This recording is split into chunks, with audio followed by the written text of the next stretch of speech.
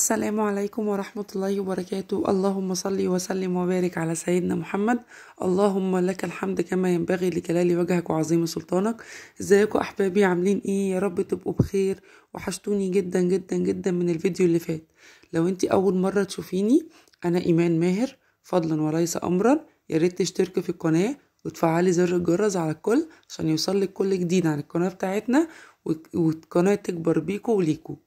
ولو انتي برضو اول مرة تشوفيني، اتفرجي على الفيديو ده، هيعجبك وهينشطك وهيحمسك وهيخليكي تقومي تشوفي اللي وراكي ايه في المطبخ وتاكليه، وراهنك ان انتي تتفرجي على الفيديو وتفضلي قاعدة. لو انتي لسه اول مرة تشوفيه، اتفرجي عليه، وبعد ما تخلصي الفيديو خشي خدي لك لفة في القناة، شوفي بقية الفيديوهات اللي في الفيديو، شوفي الفيديو القناة بتتكلم على ايه وفيديوهاتها محتواها ايه، واكتبي لي تعليق حلو زيك يا قمر، وصباحك ونهارك فل. ويلا بينا نشوف هنعمل ايه النهاردة. ويا صباح الخيرات، ازيكم احبابي، عاملين ايه؟ قولولي بقى. طبعا هو انا هقول لكم، مش انت اللي تقولي الاول، انا هقول لكم. انا قمت الصبح كده كنت كسلانه جدا جدا، ومعرفش، كان الدنيا كنت حاسه ان انا مش قادره اقوم من مكاني.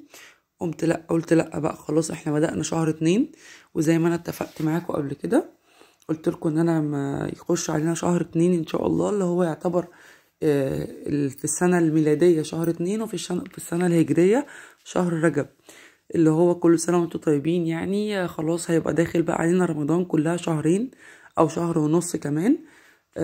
احنا خلاص النهاردة يعتبر عدينا اول اسبوع من شهر رجب، فخلاص يعني ان شاء الله فاضل مفيش اقل من شهرين كمان، وان شاء الله يخش علينا شهر الخير وشهر البركة وشهر الحب وشهر الراحة النفسية وشهر الصوم والعبادة وكل حاجة حلوة في السنة كلها اغلبيتها بتبقى موجودة في الشهر ده.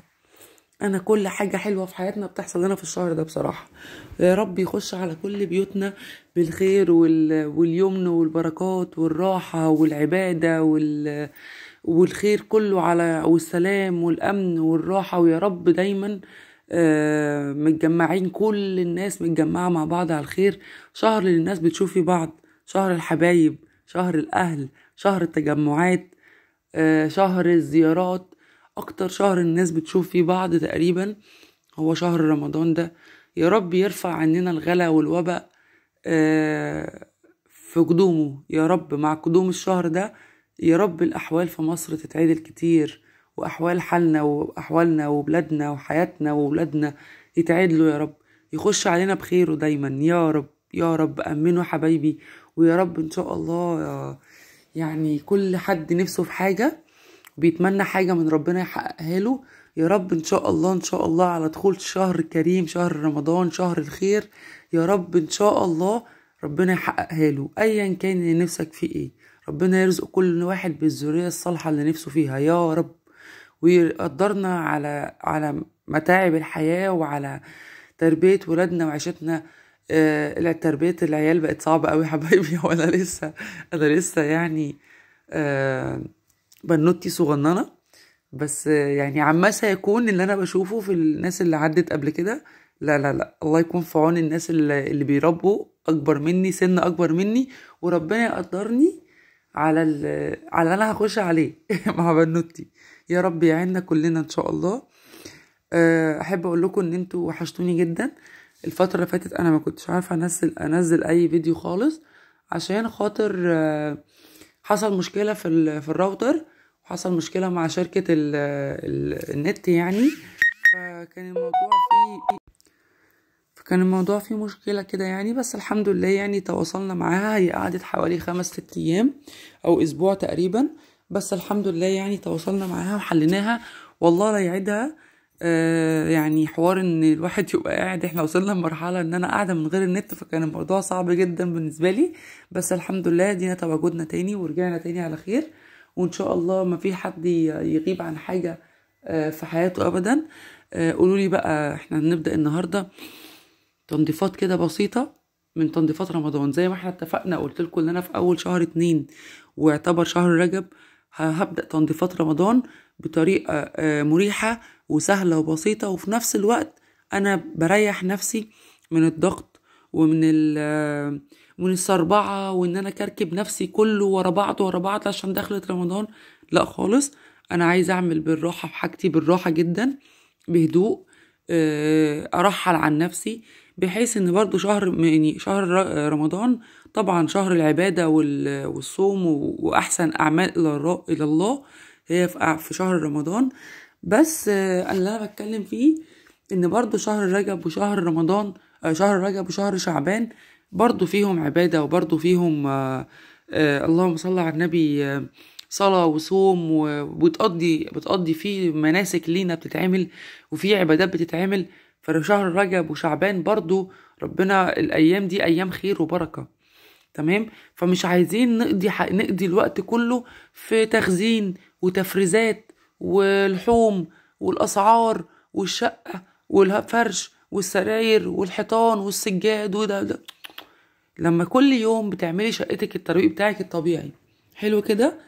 طالما انا بعمل شقتي يا حبايبي كل يوم ترويق الطبيعي، بخش اروق الاوض بتاعتي والريسبشن والمطبخ والحمام، اي حد فينا بيعمل كده. حلو. وانت في المطبخ مثلا، هنبدأ بالمطبخ لان هو اكتر حاجة بالنسبة لي انا، او بالنسبة لاي ست عامة، ما هو مش بالنسبة لي انا بس لوحدي، هو اكتر حاجة متعبة واكتر حاجة مهلكة طول السنة.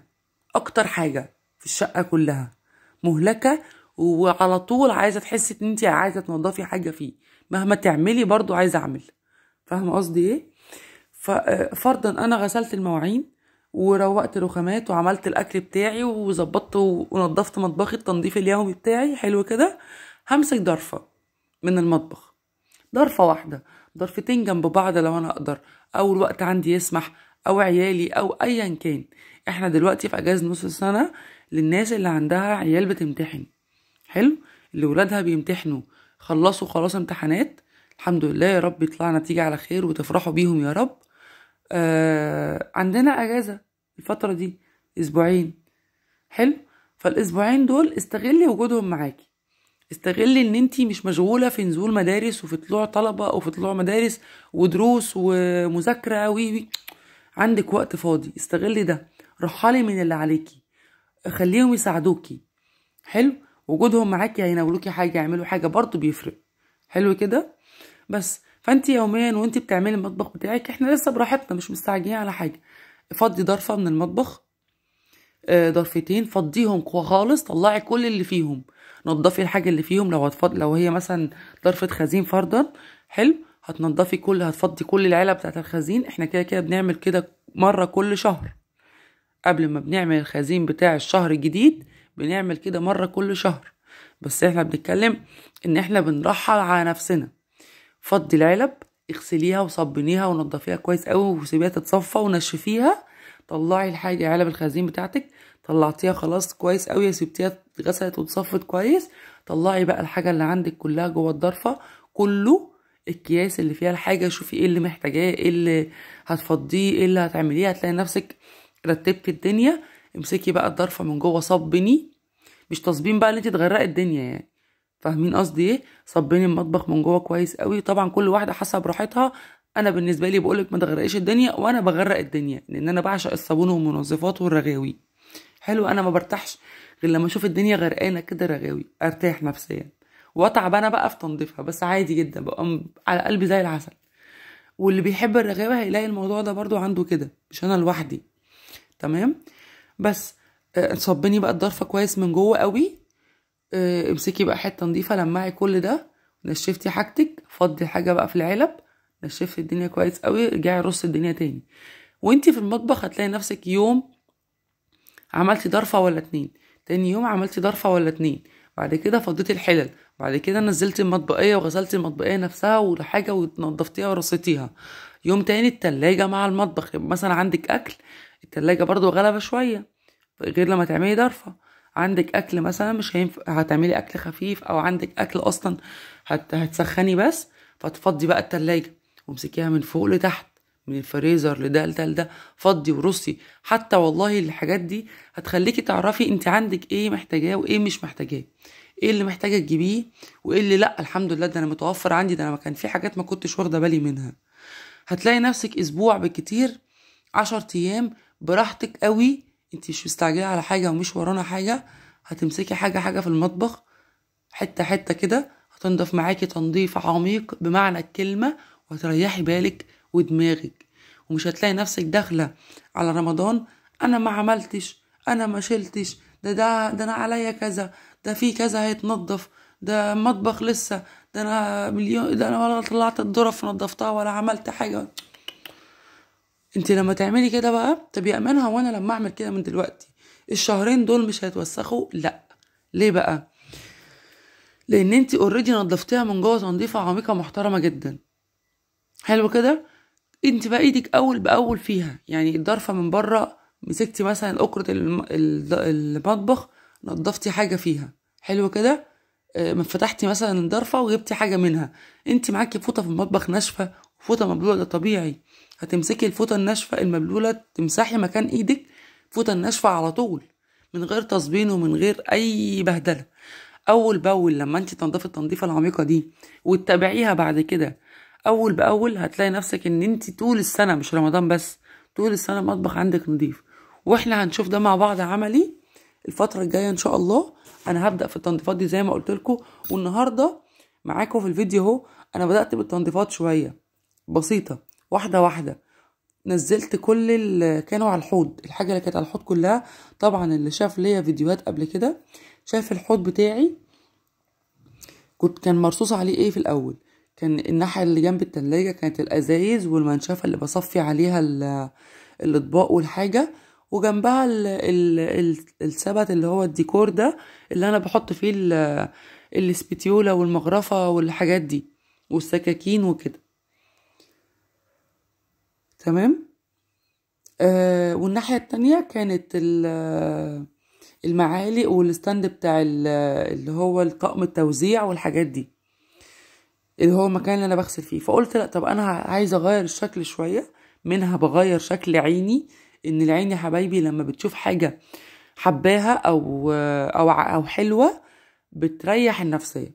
والتجديد عامه لست البيت في الديكور بتاع البيت وفي الروتين اليومي بيخلي ست البيت عندها طاقه لتجديد الحياه، ومش قرفانه ومش زهقانه، وبيغير المود جدا. صدقوني حبايبي جربوا كده هيعجبكم قوي. فكري وانتي في ابسط الحاجه من غير ما تكلفي نفسك. انا ما كلفتش نفسي جنيه، بس شويه غيرت في نظام الترتيب، فغير في نفسيتي شويه لما دخلت المطبخ. طبعا لما تخشي وتبصي الله ده انا كده مبسوطه قوي، ده كده شكله حلو، انا حاسه ان انا جددت في المطبخ. ان ما عملتش حاجه غير ان انا غيرت ترتيبه بس، لكن انا ما اشتريتش حاجه جديده، ما كلفتش نفسي. مش شرط عشان اعمل حاجه حلوه الست الشاطرة، مش شرط عشان تعمل حاجة حلوة لازم تكلف نفسها وتكلف بيتها وجوزها. في ظل الظروف اللي احنا فيها دي مينفعش حد يكلف نفسه اي حاجة زيادة بصراحة. فاهمين؟ بس انا حاولت ابص المنظر. انا الناحية التانية كانت الترتيب ده الناحية ده اللي جنب التلاجة. بصوا الازايز بتاعت المية اللي بنشربها، الاول كانت بتبقى جوه التلاجة، دلوقتي عشان طبعا المية الجو يعني مش مستحمل المية ساقعة، فطبعا بخليها الازايز بره.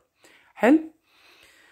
ده اللي في البخاخة ده اللي هو اللي انا عملته معاكم الفيديو اللي فات، المذيب الدهون اللي هو سترس وكل حاجه، اللي هو منظف متعدد الاستخدامات. بجد يا جماعه رهيب، والله العظيم رهيب. بصوا هتشوفوا السيراميك بيلمع، انا برشه وبالسفنج كده وبيرغي معايا كمان، يعني في رغوه. انا برضو البخاخه حطيت فيها حبه صابون مواعين عشان ده بتاع المطبخ، فانا مخليها للرغوه.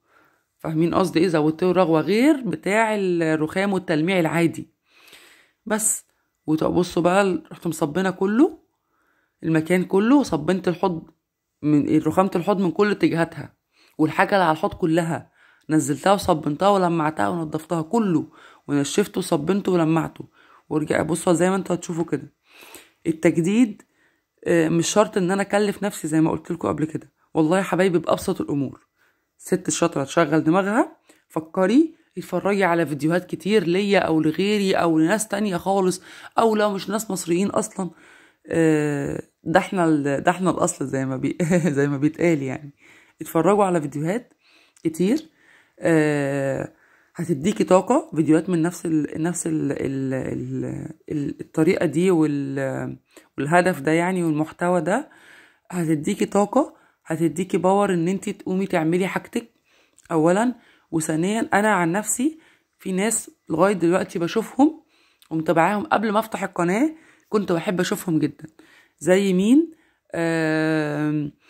في التنظيف يعني شطه وفلفل، مدام شيماء، آية حجازي، في ناس كتير والله بصراحة. عشان مبقاش بس برضو بنسى حد في محتوى الروتين والتنظيف، الناس دي بجد. وفي حد تاني اسمه نغم أحمد، دي برضو قناة حلوة لذيذة ما شاء الله. والله أنا مش بعمل دعاية لحد، أنا بفيدكوا زي ما أنا بتفاد. أنا ما عنديش فكرة الأنانية اللي أنا لأ ما أقولش اسم فلان ولا اسم علان، ده انا كده هخلي الناس تسيبني وتروح له. والله ربنا ما بياخدش رزق حد يعني انا مقتنعه بدي فكره تماما. اللي ربنا رايد ان انت هتشوفيني وهيحببك فيا هتشوفيني وهتحبيني، رايد ان انت عن طريقي تشوفي حد تاني هتشوفي حد تاني وهتشوفيني. كل واحد بيتابع حد بيحبه فبيفضل متابعه ومعلق معاه. يا رب دايما يجعل في وشوشنا زي مامي كانت دايما بتدعي ربنا يديها الصحه، يا رب يجعل في وشوشنا القبول. طب انتوا ما بتشوفونيش، يجعل في صوتي القبول يعني احنا ما بشوفناش بعض، ربنا يجعل ما بيننا القبول دايما، ويجعل ما بيننا المحبة في كل حاجة.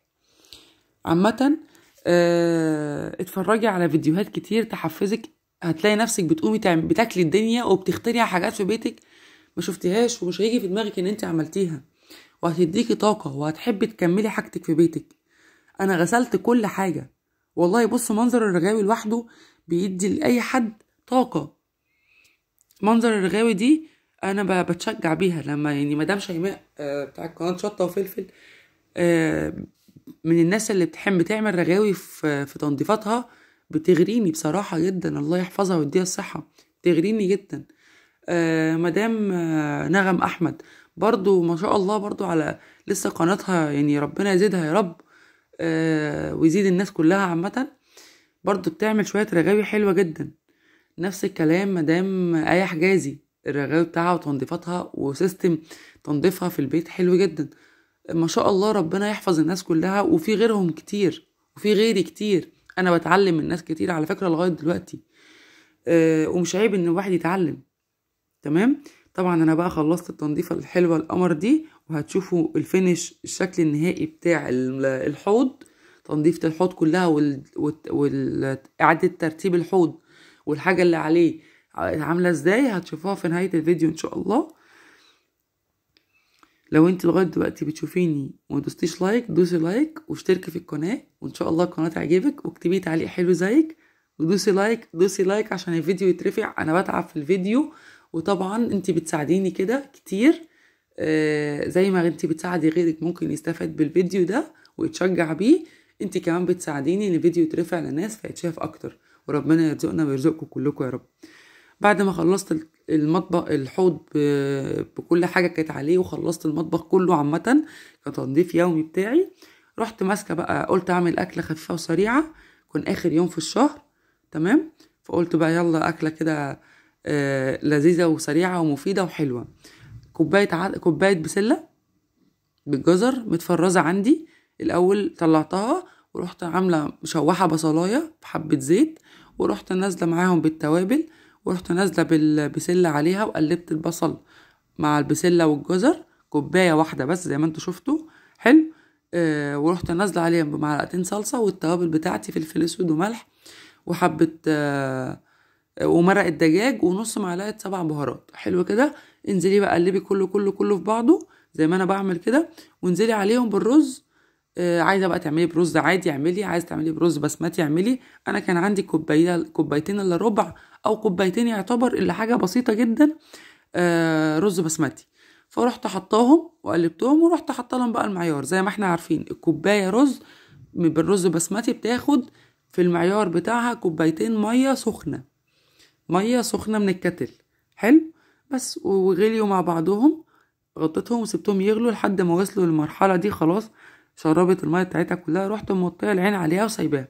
حمرت جنبها حبه بطاطس حلوين كده، ورحت عامله حبه سلطه.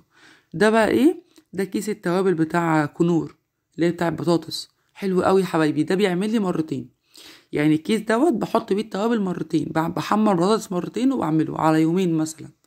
حلو قوي. بس وده كانت الاكله بتاعتنا النهارده، وكانت حلوه ولذيذه وسريعه وجميله وقمر وطعمها حلوه ومفيده، ودخلنا الخضار في الاكل وفي الرز، وولادنا كلوه بطريقه حلوه وهتعجبهم قوي. حلو كده، ايه رايكم؟ قولوا لي بقى ايه رايكم في المنظر؟ مشجعه ومغريه جدا. بصوا منظر الرز بيلمع ازاي، يا حلاوته يا حلاوته، والله طعمه كان حلو جدا. جربوها يعجبكم قوي ان شاء الله. بصوا بقى القمر بتاعي، تعب يا اخوانا، بعد ما بشوف المنظر ده برتاح نفسيا جدا. منظر قمر قوي.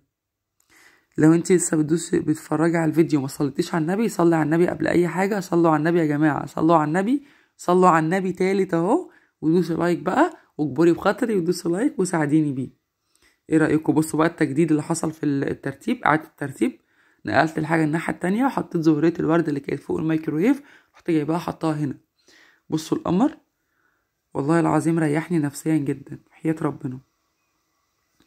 حلوة بشكل انا بقيت بصوا هي ممكن تكون لناس تانية بالنسبة لها حاجة عادية، بس ست البيت اللي متعودة على شكل البيت كده على طول على طول هو نفس الشكل، لما بتغيري شكل الترتيب بس، لما بتغيري نظام الأوضة بس، بترتاحي نفسيا، والله بتحسي ان انت عملتي حاجة جديدة.